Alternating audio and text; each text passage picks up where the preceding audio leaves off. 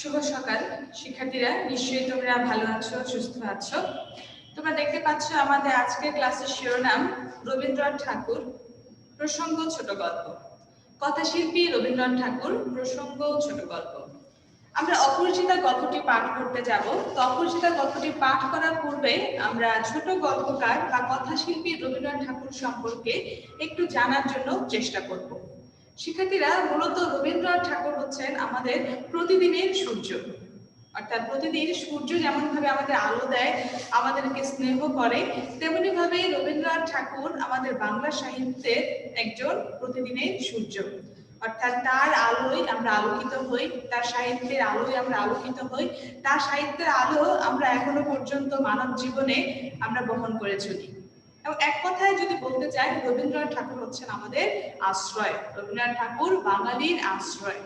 তোমার এমন কোনো আবেগ অনুভূতি নেই যা নিয়ে তিনি সাহিত্য রচনা করেননি। রবীন্দ্রনাথ ঠাকুর মূলত বাংলা সাহিত্যকে নিজে একাই কয়েকশো বছর এগিয়ে নিয়ে গিয়েছেন। এবং রবীন্দ্রনাথ ঠাকুরকে তাই ডক্টর হুমায়ুন আজাদ স্যার বলছেন যে রবীন্দ্রনাথ ঠাকুর হচ্ছেন কি আমাদের প্রতিদিনের সূর্য। আমাদের প্রতিদিনের সূর্য এবং প্রতিদিনের আলোর সঙ্গে তিনি রবীন্দ্রনাথ ঠাকুরকে তুলনা করেছেন। এবং রবীন্দ্রনাথ ঠাকুরকে মূলত আমরা বলে থাকি কি বিশ্বকবি। মূলত তিনি একজন কবি এবং তাকে বলা হয় কবি গুরু, গুরুদেব, এভাবে তাকে বিভিন্ন সম্ভাষণে সম্বোধন করা হয়ে থাকে। মূলত তিনি একজন কবি হলেও কথা সাহিত্যের ক্ষেত্রেও তার অবদান অপরিসীম। এবং কথা সাহিত্যের মধ্যে তিনি ছোট গল্প রচনা করেছেন, উপন্যাস রচনা করেছেন, এবং এক কথায় বলতে গেলে তিনি হচ্ছেন ছোট গল্পের স্রষ্টা। তিনি হচ্ছেন ছোট গল্পের স্রষ্টা। এবং ছোট গল্পের উদ্ভব, বিকাশ এবং সমৃদ্ধি সাধন হয়েছে রবীন্দ্রনাথ ঠাকুরের হাতে। এবং তিনি যে শুধু ছোট গল্পের স্রষ্টা তা নন, বরং তিনি ছোট গল্পের একটি শিল্প মূর্তির রূপ তিনি তৈরি করে গিয়েছেন এই বাঙালি পাঠকদের সামনে এবং বাংলা সাহিত্যের মধ্যে। মূলত প্রাচীনকাল থেকেই মানুষের গল্প বলা এবং গল্প শোনার প্রতি একটি বিশেষ প্রবণতা রয়েছে এবং মানুষ গল্প বলতে এবং শুনতে পছন্দ করে। যদিও খুব প্রাচীনকাল থেকে মানুষের এই গল্প বলা এবং শোনার অভ্যাসটি গড়ে উঠেছে বা এই বিষয়ে তার আনন্দ লাভ করেছে, কিন্তু এই ছোট গল্প যে সাহিত্যের রূপটি আছে, যে সাহিত্যের ফর্মটি আছে, সেটার যাত্রা শুরু হয়েছে মূলত ঊনবিংশ শতাব্দীতে। মূলত ঊনবিংশ শতাব্দীতে ছোট গল্পের যাত্রা শুরু হয়েছে এবং এর বিকাশ হয়েছে মূলত বিংশ শতাব্দীতে। তাহলে এক কথা আমরা বলতে পারি যে ছোট গল্প হচ্ছে কি সাহিত্যের কনিষ্ঠতম মাধ্যম। ছোট গল্প সাহিত্যের কনিষ্ঠতম রূপ। ছোট গল্প সাহিত্যের কনিষ্ঠতম রূপ। অর্থাৎ ছোট গল্প হচ্ছে কি একেবারে সাহিত্যের শেষ সময়ে এসে ছোট গল্পের যাত্রা শুরু হয়েছে। তাহলে ছোট গল্প কি? মূলত ছোট গল্প হচ্ছে ছোট আকারে যে গল্প বলা হয় সেটাকে বলা হচ্ছে ছোট গল্প। যেমন প্রমথ চৌধুরী এভাবে বলেছেন যে ছোট গল্প ছোট এবং গল্প হওয়া চাই। এবং ছোট গল্পটা এমন হবে যেন একটু ফুলের মতো, এগুলো লতা পাতা থাকবে না। অর্থাৎ জীবনের খণ্ডাংশ বা জীবনের বিচিত্র বিষয় বা জীবনের কোনো একটি বিষয় নিয়ে যখন গল্প বলা হয়ে থাকে তখন সেটাকে বলা হয়ে থাকে ছোট গল্প, বা এক নিঃশ্বাসে পড়ে শেষ করা যায়, এই ধরনের গল্পগুলি হচ্ছে ছোট গল্প। যেহেতু রবীন্দ্রনাথ ঠাকুর ছোট গল্পের স্রষ্টা, তিনি ছোট গল্পের জনক এবং তার হাত ধরে ছোট গল্পের উদ্ভব এবং বিকাশ সাধন সম্ভব হয়েছে, তিনি ছোট গল্পে খুব সুন্দর একটি সংজ্ঞা দিয়েছেন। তিনি বলেছেন, ছোট প্রাণ, ছোট ব্যথা, ছোট ছোট দুঃখ কথা, নিতান্তই সহজ সরল। নাহি বর্ণনার ছটা, ঘটনার ঘন ঘটা, নাহি তত্ত্ব, নাহি উপদেশ, অন্তরে অতৃপ্তি রবে, সাঙ্গ করি মনে হবে, শেষ হয়েও রইল না শেষ। ছোট প্রাণ, ছোট ব্যথা। তাহলে এই কবিতাটির মধ্যেই বা তার এই কবিতাংশের মধ্যেই কিন্তু ছোট গল্পের যে বৈশিষ্ট্যগুলো আছে সেগুলো পরিস্ফুট হয়েছে। সেখানে থাকবে কি ছোট ব্যথা, ছোট প্রাণ, ছোট ছোট দুঃখ কথা। এবং তার মধ্যে কোনো তত্ত্ব কোনো উপদেশ থাকবে না এবং সহস্র বিস্তৃত রাশি সেখানে স্থান পাবে না এবং শেষ পর্যন্ত আমাদের অন্তর অতৃপ্তি হবে। ছোট গল্প পড়ে মনে হবে শেষ হয়েও হইল না শেষ, পাঠক কেবলই ভাবতে থাকবে যে ছোট গল্পে পড়ার পরে তার মনের মধ্যে সেই গল্পের যে রেশ সেটা তার মনে রয়ে যাবে। তো এরকমই ভাবেই ছোট গল্পের সংজ্ঞা দিয়েছেন রবীন্দ্রনাথ ঠাকুর এবং ছোট গল্পের মধ্যে 4টি উপাদান রয়েছে। এই বিষয়ে আমরা তোমাদের বিগত ক্লাসগুলোতে যখন আমরা শরৎচন্দ্র চট্টোপাধ্যায়ের বিলাসী গল্পটি পাঠ করেছি সেই সময় আমরা আলোচনা করেছি, বৃহৎ পরিসরে অল্প পরিসরে আলোচনা করার চেষ্টা করেছি। কিন্তু যেহেতু আমাদের আজকের ক্লাসের শিরোনাম হচ্ছে কি যে কথাশিল্পী রবীন্দ্রনাথ ঠাকুর এবং প্রসঙ্গ ছোট গল্প, তাই ছোট গল্প বিষয়টা কি সেটা আমাদের খুব ভালোভাবে জেনে নেওয়া দরকার এবং ছোট গল্পকার রবীন্দ্রনাথ এবং কথাশিল্পী রবীন্দ্রনাথকে আমাদের জানাটা অত্যন্ত জরুরি। তাহলে ছোট গল্পের উপাদান মূলত 4টি। ছোট গল্পের উপাদান মূলত 4টি। তার মধ্যে প্রথমে রয়েছে দৃষ্টিকোণ বা পয়েন্ট অফ ভিউ বা দৃষ্টিভঙ্গি, যাই বলো না কেন। দ্বিতীয়ত ঘটনাংশ, প্লট বা কাহিনী। তৃতীয় চরিত্রায়ন। চতুর্থ পরিচর্যা। দৃষ্টিকোণ বা দৃষ্টিভঙ্গি এটি হচ্ছে সাহিত্যের ক্ষেত্রে খুব গুরুত্বপূর্ণ একটি বিষয়। দৃষ্টিভঙ্গিটা কেমন, যে লেখক কোন দৃষ্টিভঙ্গি থেকে জীবনকে বর্ণনা করছেন, কোন দৃষ্টিভঙ্গি থেকে তিনি চরিত্রগুলোকে বিশ্লেষণ করছেন, সেটা হচ্ছে মূলত তার পয়েন্ট অফ ভিউ বা দৃষ্টিকোণ বা দৃষ্টিভঙ্গি। যেমন এরকম দৃষ্টিকোণ 3 ধরনের হয়ে থাকে। যেমন একটি হয় যে সর্বজ্ঞ দৃষ্টিকোণ বা সর্বদর্শী দৃষ্টিকোণ, যেরকম হয়ে থাকে যে মনে হয় বিধাতা কোনো কিছু বর্ণনা করে যাচ্ছে, ঈশ্বর কোনো কিছু বর্ণনা করে যাচ্ছে। তো সেরকম ভাবে যখন কোনো নিরাসক্ত নিরপেক্ষ ভাবে যখন কোনো গল্প বা উপন্যাস এরকম ব্যাখ্যা বিশ্লেষণ করা হয়ে থাকে তখন সেটাকে বলা হয় কি সর্বজ্ঞ দৃষ্টিকোণ বা সর্বদর্শী দৃষ্টিকোণ। দ্বিতীয় আরেকটা দৃষ্টিকোণ রয়েছে, সেটা হচ্ছে উত্তম পুরুষের জবানিতে বা উত্তম পুরুষের জবানিতে রচিত দৃষ্টিকোণ। সেটা আমরা শরৎচন্দ্রের বিলাসী গল্পে পেয়েছি। তো উত্তম পুরুষের জবানিতে এই বিষয়টি আমাদের জন্য, এই দৃষ্টিকোণটি আমাদের জন্য গুরুত্বপূর্ণ। উত্তম পুরুষের জবানিতে, অর্থাৎ এমন হয় যে আমাকে এই ধরনের পুরুষের যখন কোনো গল্প বলা হয়ে থাকে সেটাকে বলা হচ্ছে কি উত্তম পুরুষের জবানিতে, উত্তম পুরুষের দৃষ্টিকোণ থেকে গল্পটি রচিত হয়েছে। যেমন আমরা শরৎচন্দ্র চট্টোপাধ্যায়ের বিলাসী গল্পে দেখি যে গল্পের কথক ন্যাড়া, অর্থাৎ লেখক এই ন্যাড়া চরিত্র হয়ে গল্পের মধ্যে প্রবেশ করেছেন এবং তিনি এই গল্পের কথক ন্যাড়া কি করেছেন, সমস্ত চরিত্র সমস্ত ঘটনাগুলোকে বর্ণনা করে যাচ্ছেন। তেমনি ভাবে আমাদের পাঠ্য যে অপরিচিতা গল্পটি আমরা শুরু করতে যাচ্ছি, সেই অপরিচিতা গল্পের মধ্যে আমরা দেখবো যে উত্তম পুরুষের জবানিতে পুরো গল্পটি বর্ণনা করা হয়েছে এবং গল্পের যে কথক, সেই গল্পের কথক হচ্ছে গল্পের মূল যে কেন্দ্রীয় চরিত্র বা নায়ক অপূর্ব। সে কি করেছে, সে তার জবানিতে তার জীবনের একটি কাহিনী যেটা কিনা তিনি লেখকের সামনে পাঠকের সামনে বর্ণনা করে যাচ্ছেন এবং তার জীবনে সেই যে অঘটন ঘটেছে সেই অঘটন যে সে ফেরাতে পারেনি সেটাই যেন সে পাঠকের কাছে বর্ণনা করছেন। তো এটা হচ্ছে কি উত্তম পুরুষের জবানিতে দৃষ্টিকোণের ক্ষেত্রে এটি হচ্ছে কি গুরুত্বপূর্ণ বিষয়।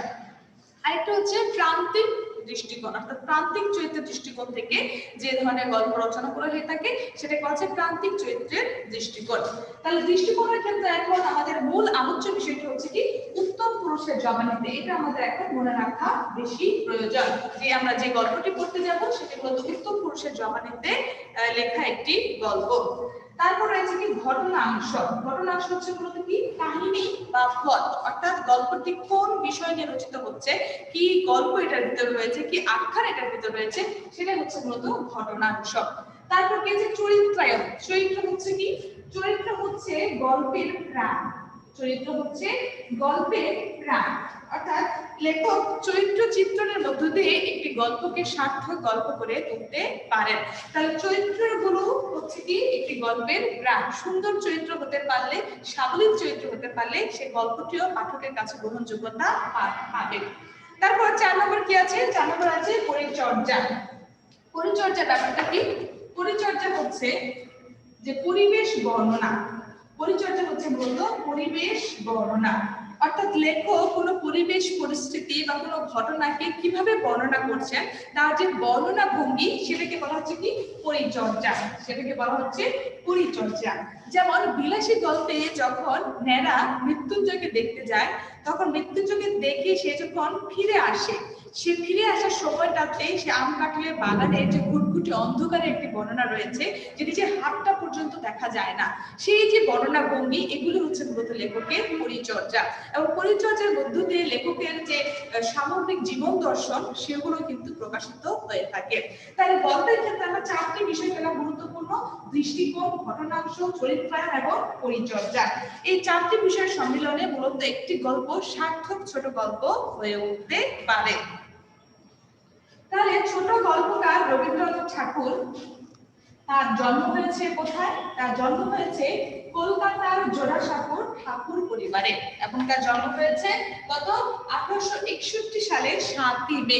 তোমরা খুব সহজেই তার জন্ম এবং মৃত্যু সাল মনে রাখতে পারবে, কারণ তারিখ কিন্তু দুটো একই, 7ই মে এবং 7ই আগস্ট। আগস্ট মূলত আমাদের শোকের মাস, আমরা জাতীয় শোক দিবস 15ই আগস্ট পালন করে থাকি। তো সেই হিসেবে আমরা কি করতে পারবো? 7ই আগস্ট আমরা রবীন্দ্রনাথের মৃত্যুবার্ষিকী হিসেবে মনে রাখতে পারবো। পাশাপাশি 22শে শ্রাবণ বঙ্গাব্দ, 22শে শ্রাবণ হচ্ছে তার মৃত্যু দিবস এবং তার জন্ম হচ্ছে 25শে বৈশাখ। 25শে বৈশাখ হচ্ছে তার জন্ম। তাহলে কলকাতার জোড়াসাঁকোর ঠাকুর পরিবারে মূলত রবীন্দ্রনাথ ঠাকুরের জন্ম হয়েছে এবং তার পিতার নাম হচ্ছে দেবেন্দ্রনাথ ঠাকুর এবং মাতা হচ্ছে কি সারদা দেবী। এবং তার পিতামহর নামটি এখানে বিশেষভাবে গুরুত্বপূর্ণ, তার নাম হচ্ছে প্রিন্স দ্বারকানাথ ঠাকুর। এগুলো তোমরা বিশেষভাবে মনে রাখবে। এবং বলেছিলাম যে ছোট গল্পের উদ্ভব, বিকাশ এবং সমৃদ্ধি সাধন হয়েছে মূলত রবীন্দ্রনাথ ঠাকুরের হাতে। তিনি খুব অল্প বয়স থেকে কবিতা লেখালেখি করেছেন এবং অল্প বয়স থেকে কবিতা ছাপাও হয়েছে। মূলত তিনি তো একজন কবি, আমরা প্রত্যেকেই জানি, কিন্তু গল্পের ক্ষেত্রেও তিনি তার যে প্রতিভার স্বাক্ষর সেটার প্রমাণ দিয়েছেন। তার প্রথম গল্প প্রকাশিত হয় মাত্র 16 বছর বয়সে। তার প্রথম গল্প প্রকাশিত হয় মাত্র 16 বছর বয়সে। তার প্রথম গল্প প্রকাশিত হয় মাত্র 16 বছর বয়সে এবং তার প্রথম গল্প হচ্ছে ভিখারিণী। তার প্রথম গল্প হচ্ছে ভিখারিণী। তার প্রথম গল্প হচ্ছে কি ভিখারিণী। তার প্রথম গল্প ভিখারিণী, যেটা প্রকাশিত হয় কি মাত্র 16 বছর বয়সে। এবং রবীন্দ্রনাথ ঠাকুর রচিত শেষ গল্প, রবীন্দ্রনাথ ঠাকুর রচিত শেষ গল্প হচ্ছে মুসলমানি গল্প। মুসলমানি গল্প, সেই গল্প হচ্ছে কি মুসলমানি গল্প। এবং তিনি প্রায় 13টির মতো উপন্যাস রচনা করেছেন। সেই উপন্যাসগুলোর মধ্যে উল্লেখযোগ্য আছে চোখের বালি, গোরা, চতুরঙ্গ, ঘরে বাইরে, তারপর কি আছে শেষের কবিতা, যোগাযোগ ইত্যাদি। তো শেষের কবিতাকে আমরা বলছি যে এটি হচ্ছে কি সর্বকালের সর্বশ্রেষ্ঠ প্রেমের উপন্যাস বলা হয়ে থাকে। এবং তার চোখের বালি হচ্ছে কি, চোখের বালি হচ্ছে প্রথম আধুনিক মনস্তত্ত্বমূলক উপন্যাস। চোখের বালি হচ্ছে কি রবীন্দ্রনাথের প্রথম আধুনিক মনস্তত্ত্বমূলক উপন্যাস। এবং এই চোখের বালি নিয়ে অনেক চলচ্চিত্র নির্মিত হয়েছে, নাটক নির্মিত হচ্ছে। ওই যে বারবার করে তোমাদের বলছি যে রবীন্দ্রনাথ হচ্ছেন কি আমাদের আশ্রয়, বাঙালির আশ্রয় হচ্ছে রবীন্দ্রনাথ। এতদিন পরে এসেও, যে রবীন্দ্র সাহিত্য রচিত হয়েছে অনেক বছর আগে, এতদিন পরে এসে আমরা এখনো পর্যন্ত রবীন্দ্রনাথের যে সাহিত্যকর্ম আছে বা রবীন্দ্রনাথের যে সাহিত্য বলয় আছে সেখান থেকে আমরা এখনো বের করতে পারছি না। আমাদের প্রতিটি আবেগ অনুভূতি প্রকাশ করতে গিয়ে আমরা তার সাহিত্যে দ্বারস্থ হচ্ছি এবং তার সাহিত্য এখনো পর্যন্ত এই বাঙালির মধ্যে যে বাঙালির কাছে যে গ্রহণযোগ্যতা রয়েছে সেটা আসলে অপরিসীম। এবং তার যে গ্রহণযোগ্যতা এখনো পর্যন্ত বাংলা চলচ্চিত্র, বাংলা নাটক, বাংলা গানের ক্ষেত্রে তার যে গ্রহণযোগ্যতা সেটাকে কিছুতেই আমরা অতিক্রম করতে পারছি না। তাহলে তিনি এমন একজন সাহিত্যিক যে কিনা জীবনের শেষ সময় পর্যন্ত সাহিত্য রচনা করে গিয়েছেন, মৃত্যুর পূর্ব পর্যন্ত তিনি সাহিত্য রচনা করে গিয়েছেন, কবিতা লিখে গিয়েছেন। এবং সেই কবিতাগুলো তিনি নাম দিয়ে যেতে পারেননি। সেই কবিতাগুলোকে পরবর্তীকালে শেষ লেখা নাম দিয়ে প্রকাশ করা হয়েছে। তাহলে রবীন্দ্রনাথ ঠাকুরের যে আলোচনা, তার যে জীবন সাহিত্য নিয়ে আলোচনা, সেটা আসলে আমরা একটি ক্লাসে বলে শেষ করতে পারবো না। সেই জন্য তোমাদের নিজেদের ব্যক্তিগত উদ্যোগে তোমরা রবীন্দ্র জীবন এবং সাহিত্য সম্পর্কে জেনে নেবে। এবং রবীন্দ্রনাথ ঠাকুরের যে গল্পগুচ্ছ, সেটা হচ্ছে বাঙালির কি অমূল্য সম্পদ। এই গল্পগুচ্ছ হচ্ছে কি বাঙালির অমূল্য সম্পদ। এই গল্পগুচ্ছের মধ্যে রয়েছে নানান ধরনের বৈচিত্র্যময় বিষয় নিয়ে গল্প তিনি রচনা করেছেন। নানান ধরনের বৈচিত্র্যময় বিষয় নিয়ে তিনি গল্প রচনা করেছেন। গল্পগুচ্ছের গল্পগুলো হচ্ছে কি বৈচিত্র্যময় বিষয় নিয়ে তিনি রচনা করেছেন। সেখানে আছে কি প্রেমের গল্প আছে কি প্রেমের গল্প আছে দৈনন্দিন জীবন নিয়ে গল্প আছে কি দৈনন্দিন জীবন নিয়ে গল্প আছে, সমাজ সমস্যামূলক, যেমন আমাদের বর্তমান সময়ের যে গল্পটা আমরা পাঠ করব সেগুলো একটি এরকম সামাজিক সমস্যামূলক গল্প। অর্থাৎ পণ প্রথা বা যৌতুক প্রথা কিভাবে আমাদের সমাজকে প্রতিফলিত হয়, বা কিভাবে আমাদের সমাজের নারীদেরকে অপমান করা হয়, নারীদেরকে কিভাবে হেনস্থা করা হয়, এই বিষয়গুলো এই অপরিচিতা গল্পে আমরা দেখতে পাবো। তার এই যৌতুক প্রথা নিয়ে বা পণ প্রথা নিয়ে তার আরো বেশ কিছু গল্প রয়েছে। তার মধ্যে উল্লেখযোগ্য হচ্ছে হৈমন্তী, দেনা পাওনা, এগুলো হচ্ছে বিশেষভাবে উল্লেখযোগ্য। কিন্তু হৈমন্তী গল্পের মধ্যে আমরা দেখি যে রবীন্দ্রনাথ সেখানে এই পণ প্রথার যে কুফল বা পণ প্রথার ফলে সমাজের নারীর যে অবস্থা সেটা যেন আরো নিচের দিকে নেমে যাচ্ছে, এবার পণ প্রথার ফলে একটি মেয়ের যে জীবনের ব্যর্থতা, একটি মেয়ের জীবনের করুণ পরিণতি, সেই বিষয়গুলো আমরা হৈমন্তী গল্পে দেখতে পাই। কিন্তু এই অপরিচিতা গল্পে এসে আমরা নারীর একটি নতুন রূপ দেখতে পাই, সমাজের বা পিতার একটি নতুন রূপ দেখতে পাই। আমরা অপরিচিতা গল্পে এসে দেখি যে নায়িকার যে গল্পের যে কেন্দ্রীয় চরিত্র কল্যাণী, সেই কল্যাণীর বাবা শম্ভুনাথ সেন, তিনি আমাদের সমাজে একটা লৌকিকতা আছে এরকম যে মেয়ে যদি লগ্নভ্রষ্ট হয়ে যায় তাহলে সেই মেয়েকে আর বিয়ে দেওয়া যায় না, বা সেই মেয়েকে কেউ বিয়ে করে না। হিন্দু ধর্ম মতে যে একটি নির্দিষ্ট লগ্নে মেয়েদেরকে একটি নির্দিষ্ট লগ্নে বিবাহ সম্পন্ন করতে হয়। তাহলে সেই লগ্ন যদি বয়ে যায় বা পার হয়ে যায় বা লগ্ন ভ্রষ্ট হয়ে যায় কোনো নারী বা কোনো মেয়ে, সেই মেয়েকে সমাজে মানুষ ঠিকভাবে গ্রহণ করতে চায় না, বা সেই মেয়েরা পরবর্তীকালে বিয়ে হতে চায় না। কিন্তু সেই শম্ভুনাথ সেন কি করলেন, এই যে লৌকিকতা, এই যে সামাজিক মানুষের বিশ্বাস, সেই বিশ্বাসগুলোকে ভেঙে চুরে তিনি ঘুরিয়ে দিয়ে তিনি নিজের মেয়েকে নিজেই লগ্নভ্রষ্ট করলেন, অর্থাৎ নিজের হাতে নিজের মেয়ের বিয়ে ভেঙে দিলেন। অর্থাৎ এখানে এই যে তার ব্যক্তিত্বের বলিষ্ঠতা, এই যে নারীর মর্যাদা দান, সেটা তিনি রবীন্দ্রনাথ নতুন করে দেখালেন। এবং কেন্দ্রীয় চরিত্র যে কল্যাণী, নায়িকা চরিত্র, সেই কল্যাণী, এবং তিনি সেই কল্যাণী নিজের বিয়ে ভেঙে যাওয়াতে সে ব্যর্থ, সে মন খারাপ করছে না, সে ভাবছে যে ঠিক আছে, তার সে নতুন ভাবে জীবন শুরু করবে। তখন সে বিয়েটাকে জীবন থেকে বাদ দিয়ে দেয় এবং সে শিক্ষাকে, নারী শিক্ষাকে সে ব্রত হিসেবে গ্রহণ করে, সে অন্যরকম একটি জীবনযাপনে সে নিজেকে অভ্যস্ত করে। অর্থাৎ আধুনিক নারীর যাত্রা শুরু হয় এই অপরিচিতা গল্পের কেন্দ্রীয় চরিত্র কল্যাণী চরিত্রের মধ্য দিয়ে। কল্যাণী চরিত্রের মধ্য দিয়ে আমরা যেন আধুনিক নারীর একটি রূপ রবীন্দ্রনাথ প্রতিষ্ঠিত করতে চেয়েছেন। এবং ধীরে ধীরে বর্তমান সময়ে কি হয়েছে, নারীরা এরকমই আধুনিক একটি জীবনে অভ্যস্ত হচ্ছে, বা সে তার যে সীমাবদ্ধতার জায়গা ছিল, নারীর যে সীমাবদ্ধতার জায়গাগুলো ছিল সমাজে, সে যে হেয়প্রতিপন্ন হতো, সেই জায়গাগুলো থেকে নারীরা কি হচ্ছে বের হয়ে আসছে, এবং বের হয়ে এসে নিজের জীবনটিকে উপভোগ করার, স্বাদ লাভ করার চেষ্টা করছে। তাহলে এই যে রবীন্দ্রনাথের দৃষ্টিভঙ্গি এবং এই যে চরিত্র সৃষ্টি এবং এই যে নতুন ভাবে বাঙালিকে ভাবালেন, এই বিষয়গুলোই মূলত তার ছোট গল্প সার্থক হয়ে ওঠার পেছনে প্রেরণা জুগিয়েছে, বা তার ছোট গল্পের যে বিকাশ লাভ করেছে, সমৃদ্ধি সাধন করেছে, এগুলো মূলত তার এই ধরনের চরিত্র সৃষ্টির মধ্য দিয়েই সম্ভব হয়েছে।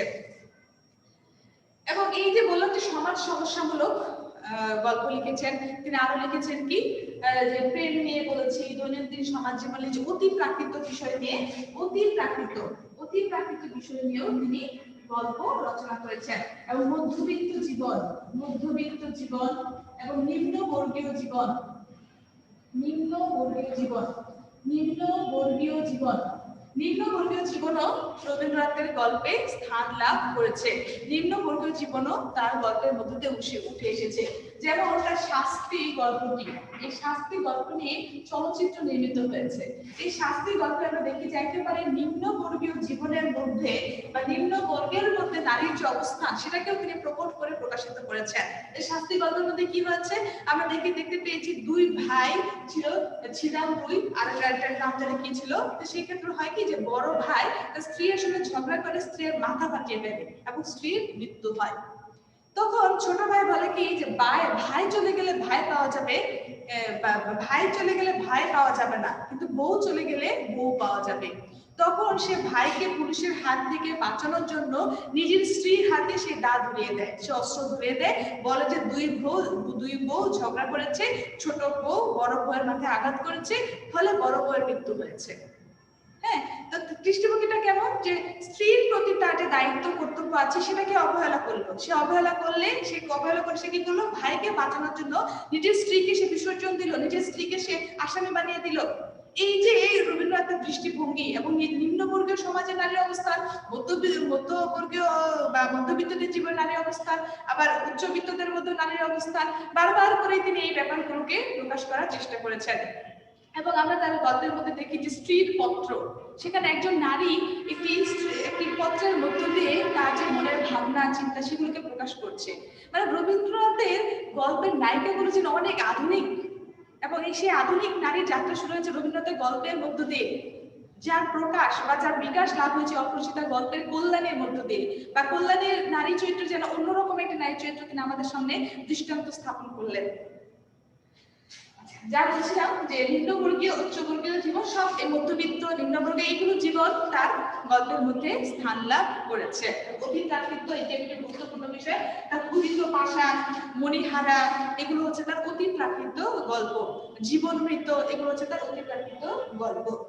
মূলত রবীন্দ্রনাথ ঠাকুর যখন কুষ্টিয়ার শিলাইদহে আসেন জমিদারি তদারকির জন্য, তখন পদ্মাপাড়ে মানুষের জীবন তিনি খুব কাছ থেকে উপলব্ধি করতে পেরেছেন। কুষ্টিয়ার শিলাইদহে থাকাকালীন সময়ে তিনি পদ্মাপাড়ে মানুষের জীবন খুব কাছ থেকে উপলব্ধি করতে পেরেছিলেন, এবং সেই সময়ে তিনি মূলত তার ছোট গল্পগুলো রচনা করেছেন, এবং সেই সময়টাতেই তার সোনার তরী কাব্যগ্রন্থের যে কবিতাগুলো সেই সময়টাতে রচনা করেন বলে অনেকে মনে করে থাকেন। তাহলে এই খুব কাছ থেকে যখন পদ্মাপাড়ের নিম্নবর্গীয় মানুষগুলোকে তিনি দেখলেন, তখন সেই মানুষগুলোকে তিনি তার গল্পের মধ্য দিয়ে নিয়ে আসলেন এবং গল্পের মধ্যে তাদেরকে বিশেষ একটি স্থান তিনি দিয়ে দিলেন। যদি অনেকেই বলে থাকেন যে রবীন্দ্রনাথের সাহিত্যের মধ্যে নিম্নবর্গীয় জীবন মধ্যবিত্ত জীবন তেমন ভাবে ফুটে ওঠে না, বরং তিনি রোমান্টিক ভাবালতায় আচ্ছন্ন ছিলেন, এ ধরনের অনেকে বলে থাকলেও তিনি কিন্তু একটি সময় এসে সেই নিম্নবর্গীয় জীবন, মধ্যবিত্ত জীবন এবং মানুষের যে মনস্তাত্ত্বিক টানাপোড়েন ইত্যাদি বিষয়গুলোকেও তার সাহিত্যের মধ্যে প্রকাশ করার চেষ্টা করেছেন বা তার সাহিত্যের মধ্যে জায়গা করে দিয়েছেন। মূলত এই মহান সাহিত্যিক এশীয়দের মধ্যে প্রথম নোবেল পুরস্কার লাভ করেন। তাহলে তিনি নোবেল পুরস্কার লাভ করেন কত সালে? 1913 সালে। 1913 সালে তিনি মূলত নোবেল পুরস্কার লাভ করেন।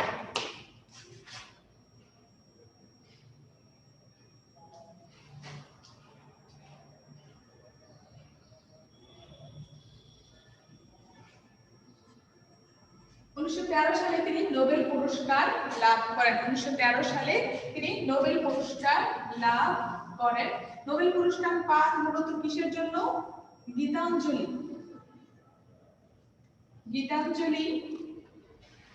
কাব্যের যে বঙ্গানুবাদ, গীতাঞ্জলি কাব্যের ইংরেজি অনুবাদ, গীতাঞ্জলি কাব্যের ইংরেজি অনুবাদ সং অফারিংস, ইংরেজি অনুবাদ সং অফারিংস।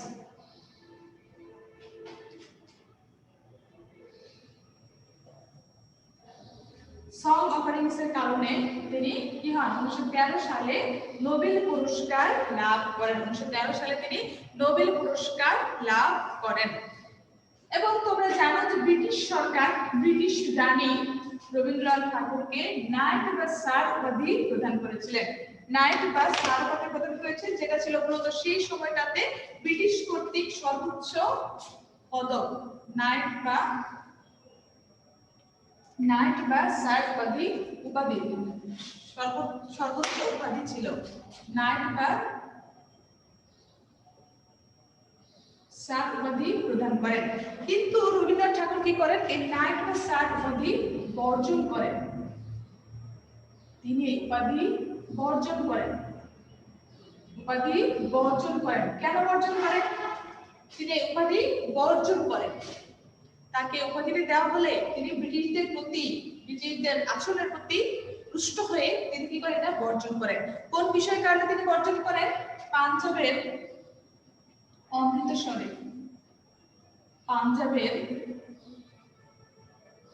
অমৃতসরে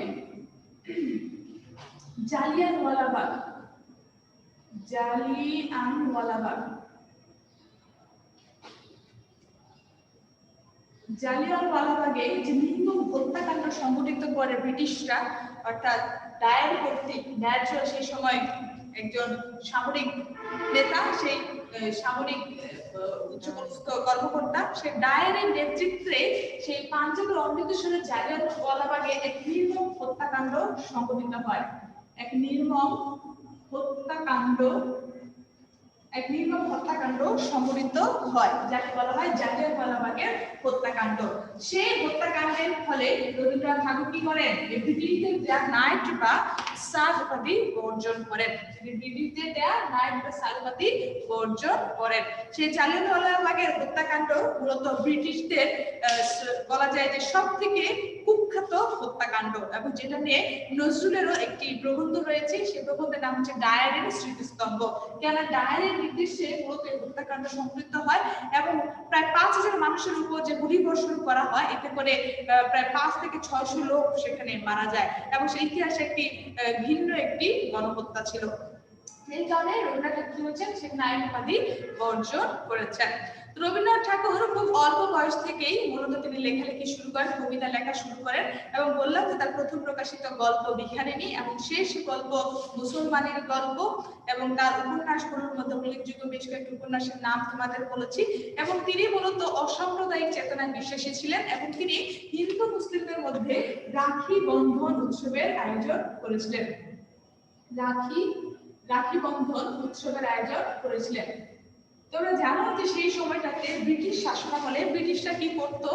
যে সচেতনভাবে তারা এই দেশের মানুষদের মধ্যে, অর্থাৎ হিন্দু মুসলিম সম্প্রদায়ের মধ্যে সবসময় একটি সাম্প্রদায়িক মনোভাব বা সাম্প্রদায়িক দাঙ্গা বাঁচিয়ে রাখার চেষ্টা করত। কারণ এরা যদি নিজেরা সবসময় ঝগড়া বিবাদে ব্যস্ত থাকে, তাহলে তারা কি হবে? তারা ব্রিটিশদের বিপক্ষে তারা শক্তি ধারণ করতে পারবে না। তো সেই সাম্প্রদায়িক দাঙ্গা বা সাম্প্রদায়িক চিন্তা ভাবনা থেকে হিন্দু মুসলিমকে বের করে আনার জন্য রবীন্দ্রনাথ ঠাকুর কি করেন? রাখি বন্ধন উৎসবের আয়োজন করলেন। রাখি বন্ধন উৎসবের তিনি আয়োজন করলেন। এবং অনেকেই বলে থাকে যে আমাদের রবীন্দ্রনাথ ঠাকুর এবং নজরুলের মধ্যে হয়তো সম্পর্ক খুব ভালো ছিল না, কিন্তু তোমরা খুব সচেতনভাবে আজকে জেনে নাও যে রবীন্দ্রনাথ ঠাকুর এবং নজরুলের মধ্যে খুব ভালো বন্ধুসুলভ সম্পর্ক ছিল। এবং তার প্রমাণ হচ্ছে রবীন্দ্রনাথ তার বসন্ত নাটক উৎসর্গ করেছেন কবি নজরুলকে।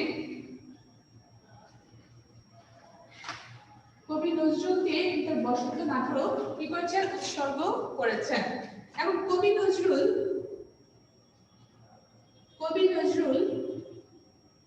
তার সঞ্চিতা কাব্য সংকলনটি উৎসর্গ করেছেন রবীন্দ্রনাথকে। মূলত রবীন্দ্রনাথ ঠাকুর প্রচন্ড রকম প্রকৃতি প্রেমী ছিলেন, এবং প্রকৃতি প্রেম ও গীতময়তার সংমিশ্রণ ঘটেছে তার সাহিত্যের মধ্যে। এবং তিনি বিশ্বাস করতেন প্রকৃতি প্রেম থেকে মূলত দেশপ্রেমের যাত্রা শুরু হয়, বা প্রকৃতি প্রেম থেকে দেশপ্রেমের উদ্রেক হয়। তাই তিনি প্রচন্ড রকম প্রকৃত প্রেম ছিলেন এবং প্রকৃতি প্রেম ও গীতময়তার অপূর্ব সংমিশ্রণ ঘটেছে তার সাহিত্যের মধ্যে। যদিও পরবর্তীকালে তার এই গীতময়তা বাস্তবতায় পর্যবেসিত হয় তার ছোট গল্প রচনার মধ্য দিয়ে, এবং ছোট গল্পকার হিসেবে তিনি কিন্তু বৈশ্বিক লেখকদের বা বিশ্বমানের লেখকদের সঙ্গে তার এই ছোট গল্পকে সমতুল্য করা বলা যেতে পারে। বিশ্বমানের যে লেখকগুলো রয়েছেন লিও টলস্টয়, গীতা মোপাসা রয়েছেন, চেখভ, এদের যে গল্পের মান, সেই গল্পের মানের সঙ্গে আমাদের রবীন্দ্রনাথ ঠাকুরেরও যে গল্পের মান সেটা যেন সমতুল্য। অর্থাৎ তিনি আন্তর্জাতিক পর্যায়ে বা বৈশ্বিক সাহিত্যের মধ্যে, বিশ্বমানের সাহিত্যের মধ্যে তার এই গল্পগুলো স্থান পেয়েছে। এবং আমরা দেখি যে লিও টলস্টয় তিনি কি ছিলেন, তিনি প্রচন্ড রকম বলা যায় যে উগ্র খ্রিস্টীয় ধর্মের প্রতি তার উগ্রতা ছিল, এবং তার লেখার মধ্য দিয়ে সেই খ্রিস্টীয় ধর্মের রীতিনীতি সেগুলোকে তিনি প্রতিষ্ঠিত করার চেষ্টা করেছেন। অন্যদিকে আমরা দেখি যে মোপাসার গল্পে, গীতা মোপাসার গল্পে আদি রসের প্রাধান্য পেয়েছে বেশি, অর্থাৎ তিনি দেহজ অনুভূতিগুলোকে প্রাধান্য দিয়েছেন তার গল্পের মধ্যে। কিন্তু এই সকল কিছু বাদ দিয়ে রবীন্দ্রনাথ ঠাকুর কোনো একটি নির্দিষ্ট বিষয় নিয়ে, কোনো সাম্প্রদায়িক বিষয়, কোনো হিন্দু জাতীয়তাবাদ, কোনো ধর্মীয় অনুশাসন কিংবা কোনো বিশিষ্ট রীতিনীতি তিনি তার গল্পের মধ্যে প্রতিষ্ঠিত করতে চাননি, বরং তিনি মানব জীবনের যে সূক্ষ্ম অনুভূতি আছে, অনুপঙ্খ যে অনুভূতিগুলো আছে, মানব জীবনের যে বিভিন্ন সময়কার যে বৈশিষ্ট্য রয়েছে সেগুলোকে তিনি তার গল্পের মধ্য দিয়ে প্রতিস্থাপন করার চেষ্টা করেছেন। এবং বাঙালি ক্রমশ বিস্মিত হয়েছে তার এই ছোট গল্পের মধ্যে দিয়ে যে বিচিত্র জীবনের প্রকাশ সম্ভব হয়েছে, সেগুলো দেখে আধুনিক ভারতবর্ষের মানুষও কেবলই বিস্মিত হয়েছে এবং তার ছোট গল্পগুলোকে সাদরে গ্রহণ করেছে। তা আমরা এক কথায় বলতে পারি যে রবীন্দ্রনাথ ঠাকুর শুধু ছোট গল্পের স্রষ্টা নন, তিনি এই ছোট গল্পকে একাই তিনি ছোট গল্পের একটি একক শিল্পরূপময় একটি মূর্তি তিনি স্থাপন করেছেন, যার কৃতিত্ব সম্পূর্ণই রবীন্দ্রনাথ ঠাকুরের। এবং ছোট গল্পের উদ্ভব, বিকাশ এবং সমৃদ্ধি সাধন হয়েছে রবীন্দ্রনাথ ঠাকুরের হাতে। তাহলে এই রবীন্দ্রনাথ ঠাকুরের যে কথা শৈল্পিক যে বিষয়টি রয়েছে এবং গল্পকার রবীন্দ্রনাথের যে বৈশিষ্ট্যগুলো রয়েছে সেগুলো আজকে আমরা তোমাদের সামনে তুলে ধরার চেষ্টা করেছি। আগামী ক্লাসে আমরা মূল গল্পটি পাঠ করা শুরু করব এবং গল্পটির যে প্রেক্ষাপট, বিষয়বস্তু সেগুলো নিয়ে আমরা আলোচনা করব। তো তোমাদের প্রত্যেককেই বলবো তোমরা আগামী ক্লাসের পূর্বেই গল্পটি খুব ভালোভাবে পড়ে ফেলবে এবং গল্পটির যে শব্দার্থ এবং টিকা অংশ আছে সেটি খুব ভালোভাবে পড়বে। তাহলে আমরা গল্পটি পাঠ করার সময় খুব সহজেই আমরা গল্পের যে বিষয়বস্তু আছে সেগুলো অনুধাবন করতে পারবো। তো শিক্ষার্থীরা বলো যে তোমাদের আজকের ক্লাসে কোনো জিজ্ঞাসা আছে কিনা? আমাদের হাতে আর মাত্র 5 মিনিট সময় আছে, তোমাদের কোনো জিজ্ঞাসা থাকলে করতে পারো।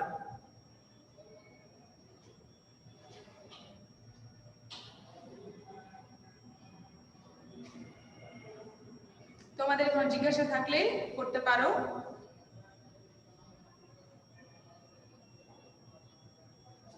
আরেকটি বিষয় বলতে চাই যে রবীন্দ্রনাথ ঠাকুর সাহিত্যের এমন কোনো শাখা নেই যেখানে তিনি তার প্রতিভার স্ফুরণ ঘটাননি। তিনি একাধারে কবি, তিনি ঔপন্যাসিক, নাট্যকার, প্রাবন্ধিক, দার্শনিক, সঙ্গীতজ্ঞ, গল্পকার ও চিত্রশিল্পী। এবং তার ছদ্মনাম হচ্ছে কি ভানু সিংহ ঠাকুর। রবীন্দ্রনাথ ঠাকুরের ছদ্মনাম হচ্ছে কি ভানু সিংহ ঠাকুর। প্রত্যেকেই নিজের খাতায় লিখে থাকো রবীন্দ্রনাথ ঠাকুরের ছদ্মনাম কি ভানু সিংহ ঠাকুর। এবং তিনি সাহিত্যের প্রায় সব শাখায় অবদান রেখেছেন, শুধুমাত্র মহাকাব্য তিনি রচনা করেননি। এছাড়া তিনি সাহিত্যে প্রায় সব শাখায় অবদান রেখেছেন। এবং তোমাদের এই লেখক পরিচিত অংশে একটি লাইন এরকম যে তার ছোট গল্প এরকম যে জীবনের প্রায় শেষ দিন পর্যন্ত দীর্ঘ 64 বছরে তিনি অখণ্ড গল্পগুচ্ছ সংকলিত হয়েছে। এই 64 বছরের ব্যাপারটা হচ্ছে কি 16 বছর বয়স থেকে তিনি যদি গল্প রচনা শুরু করেন তাহলে কিন্তু 64 বছর সময়কাল হয়। কিন্তু যদি তোমরা জন্ম মৃত্যুর হিসেব করো তিনি কিন্তু 80 বছর জীবিত ছিলেন। 80 বছর। এবং যদি আমরা গল্প রচনার দিকটি বিবেচনা করি তাহলে হচ্ছে কি 16 বছর বয়স থেকে শুরু করলে তাহলে হয় 64 বছরে তিনি অনেক গল্প সংকলন রচনা লিখেছেন।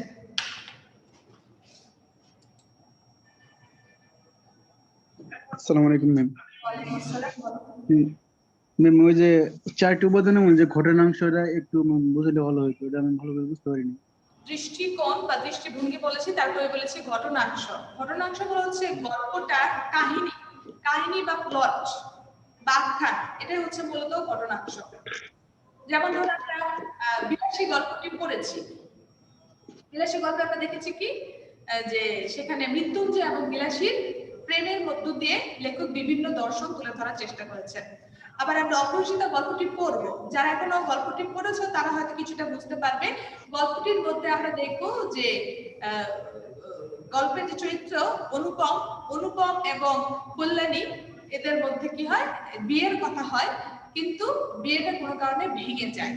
তো সেই বিয়ে ভাঙাকে কেন্দ্র করে, বিয়ের কথা হওয়া, বিয়ে ভাঙাকে কেন্দ্র করে অন্যান্য অনেক বিষয় সেখানে চলে এসেছে।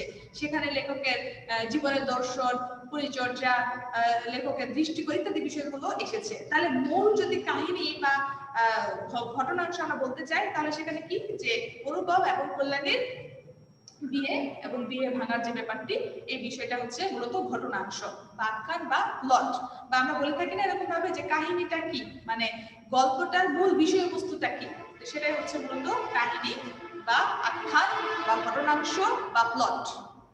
বুঝতে পেরেছো প্রফেসর? জি ম্যাম।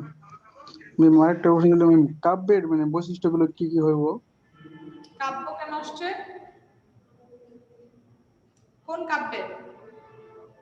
ম্যাম ওই যে বিভিন্ন ধরনের কাব্যের আছে না লেখকদের, কাব্যের কথা কাব্যগ্রন্থ। গ্রন্থ, কাব্যগ্রন্থ নিয়ে তো আমরা কথা বলবো না, আমরা কথা বলছি কথাশিল্পী রবীন্দ্রনাথ ঠাকুরকে নিয়ে। তো রবীন্দ্রনাথ ঠাকুর, কথাশিল্পী রবীন্দ্রনাথ ঠাকুরকে নিয়ে যখন আমরা কথা বলবো, তখন আমরা তার গল্পের যে বিষয়বস্তু আছে আমরা সেগুলো নিয়ে আলোচনা করব। এবং গল্পের বিষয়বস্তু নিয়ে আমরা আলোচনা করেছি, বলেছি যে বিভিন্ন ধরনের বিষয় তার গল্পের মধ্যে স্থান লাভ করেছে। আর তার কাব্য সত্তা নিয়ে আমরা কথা বলবো। যখন আমরা সোনার তরী কবিতাটি পাঠ করব, তখন আমরা তার কাব্য সত্তা নিয়ে কথা বলবো, বা তার কাব্য চেতনার যে বৈশিষ্ট্য সেগুলো নিয়ে আমরা কথা বলবো। যেহেতু এখন আমরা একটি ছোট গল্প পাঠ করছি, তাই আমরা কথাশিল্পী বা গল্পকার রবীন্দ্রনাথকে আমরা জানার চেষ্টা করেছি। ঠিক আছে, বিষয়কে প্রাধান্য জি ম্যাম। দিয়ে আমরা ওকে ম্যাম। কথাশিল্পী জানার চেষ্টা করছি। আর কারো কোনো জিজ্ঞাসা আছে?